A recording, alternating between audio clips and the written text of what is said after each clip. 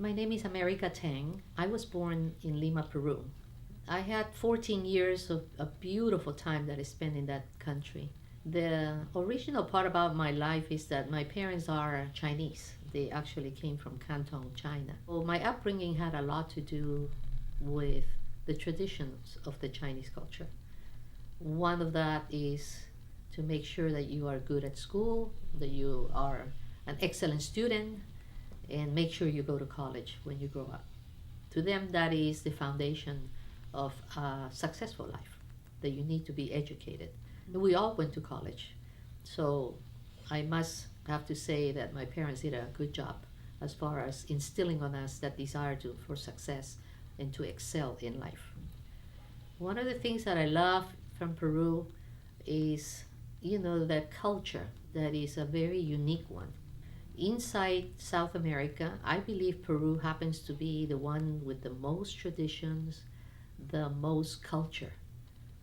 The Incas is one of the largest civilizations that existed in South America, and it happens to be in Peru.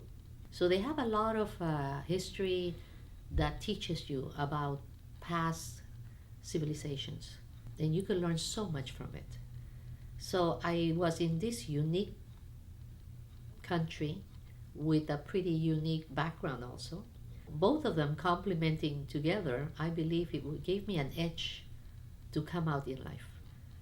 Gave me knowledge that maybe under other circumstances it wouldn't have been so lucky to learn.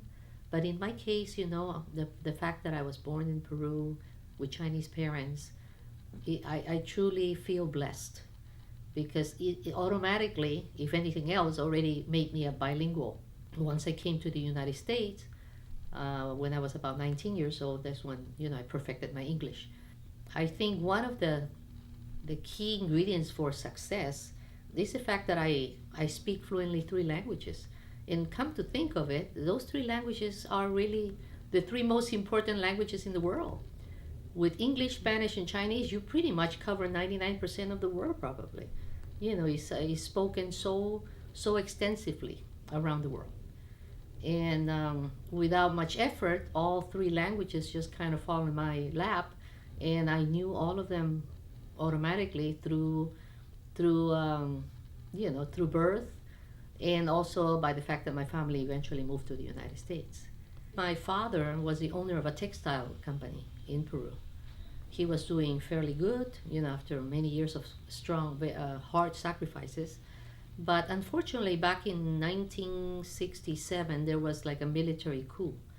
And then there was a sudden change of government. So a democratic country all of a sudden went into a socialist regime under General Velasco.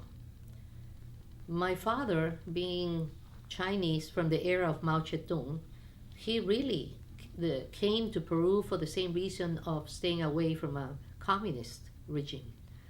He was very much against that system. So when the country turned socialist, he thought it was time for us to move again because he did not want the family and his children to live in a country where our liberties would be cut short. When I arrived in Los Angeles, luckily my English was kind of established already. It was not as excellent as I speak it right now, but I had a very strong base because my father had the foresight of putting all five or six of us in a bilingual school back in Peru. My English was pretty good by the time I came to the United States. And so within 15 days of arriving, I found my first job, which was with an insurance company. But for every few months, I would be jumping for a much better salary. Let's put it that way. So my aim was really high, and I really wanted to start excel in a fast pace. It took me a year after I arrived for me to enroll in Cal State Los Angeles to study business. But when I went to college, I kept all my jobs. So I had literally I had three jobs during the week, and I was going to school at nighttime from 6 o'clock to 10 p.m. Monday to Thursday. Those were pretty hard years for me. I don't know why I had like this fire behind me, always pushing me, to do the best that you can. And I do realize that by thinking that way, it really gave me that motivation to keep going and keep going. I don't recall myself ever sitting back and say, okay, now I can take a rest. It's like I keep pushing myself, and as no sooner that I finish one thing, I'll be looking for something, another project to do. So, with these advantages, I said then there's no way that I should not do something at least equal to what my father accomplished. So that is the motivation he gave me. So after I finished international business at Cal State Los Angeles, I actually, the first thing I did is I got my real estate license, and I went into real estate. Within a span of 8 years, I was able to save. So when the opportunity came of a company called Ace Fence Company, came out for sale because the retiring owner, who was an Italian fellow, he has already owned the company for 40 years by the time he retired. When the opportunity came, then I saw that and I said, I would like to maybe look into buying this company and get out of real estate and do something like my father did. If he had a textile company, I want to also own, a large company someday. So that's what motivated me to look into this company that came out for sale. And I ultimately bought it and became the president of Ace Fence Company. The question of success comes out very often. A lot of people ask me that. I believe the success has to come from the inside out. There's no other way. It has to be that way.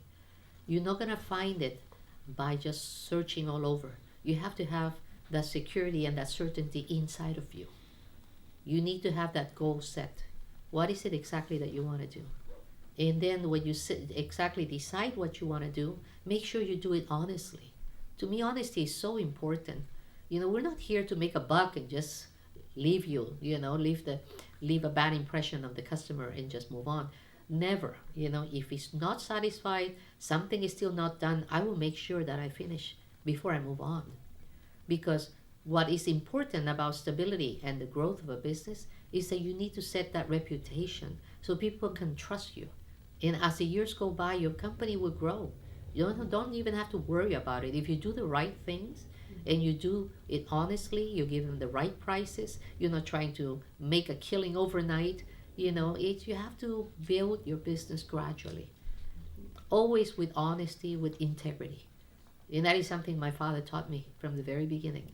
There's no such thing as a quick buck. Usually life, you have to learn as you go, and you start perfecting your system as you go, but always with the right values backing that growth. Don't just do it by hurting others. Because to me, one thing that I always tell my children also, you don't have to step over other people. You don't have to take it away from others for you to have it. The world is infinite. There's so much in this world to go around. There's more than enough for every single one of us to be rich, to be prosperous, to be happy.